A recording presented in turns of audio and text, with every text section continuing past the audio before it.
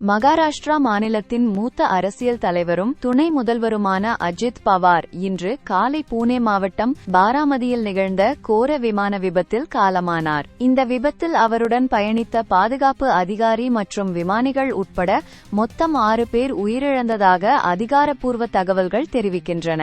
இன்று காலை சுமார் 8 மணியளவில் மும்பையிலிருந்து பாராமதிக்கு லியர்ஜெட் 45 என்ற சிறிய ரக தனியார் விமானம் புறப்பட்டது.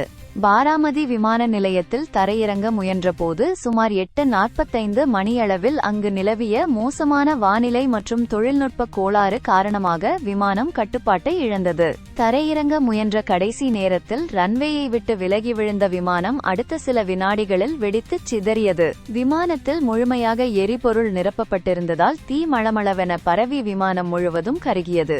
பாராமதியில் இன்று நடைபெறவிருந்த 4 முக்கியமான பொதுக்கூட்டங்களில் பங்கேற்பதற்கு அஜித் பவார் இந்த பயணத்தை மேற்கொண்டிருந்தார். நேற்று மாலை வரை மும்பையில் நடைபெற்ற அமைச்சரவை கூட்டத்தில் பங்கேற்ற அவர் இன்று காலை தனது சொந்த தொகுதிக்கு செல்லும் வழியில் இந்த விபத்து நேரிட்டுள்ளது.